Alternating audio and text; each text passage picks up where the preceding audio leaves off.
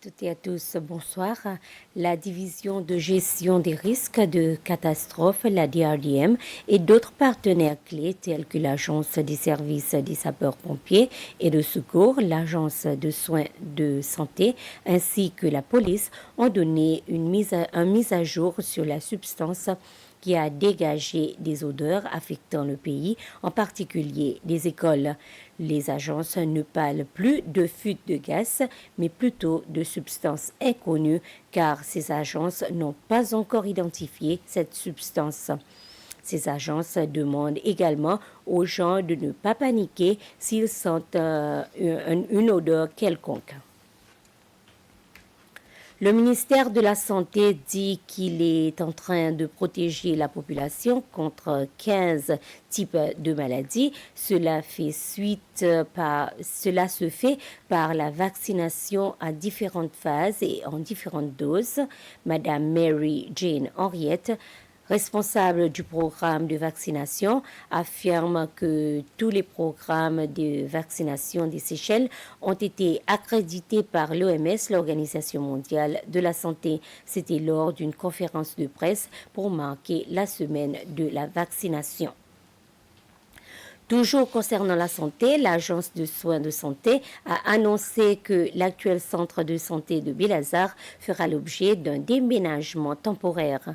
Un communiqué du ministère de la Santé affirme que les services seront déplacés dans un bâtiment voisin près de la crèche de Belazar.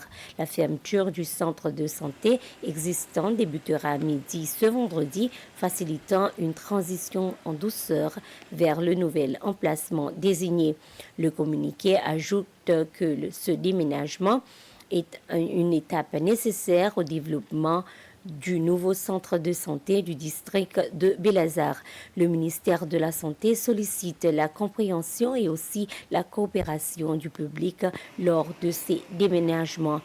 Les services de santé reprendront dans la nouvelle installation temporaire lundi prochain et le numéro de contact du centre de santé reste inchangé, soit 4 36 11 51.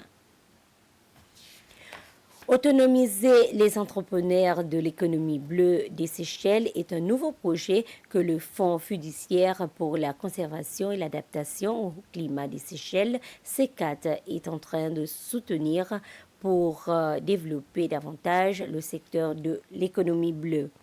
Avec un financement de près d'1 million de roupies disponible, le projet vise à autonomiser les personnes qui souhaitent développer des entreprises dans ce secteur. Le coordonnateur du projet, Henry Moilet, indique que divers partenaires comme la Mauritius Commercial Bank, la MCB, ATTAC, la Commission des revenus des Seychelles, la SRC et RTL soutiennent ce projet. Après une semaine en mer à bord du navire Rainbow Warrior, un groupe de scientifiques de l'organisation internationale Greenpeace et 3 étudiants de l'Université des Seychelles ont réalisé une expédition sur les herbiers marins.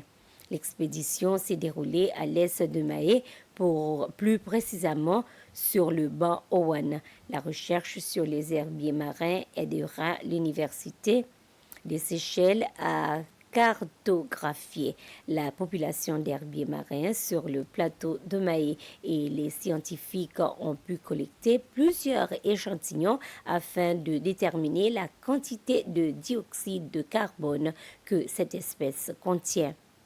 Ils ont également découvert que la région est vulnérable au réchauffement de la mer provoqué par le changement climatique et le blanchissement des coraux.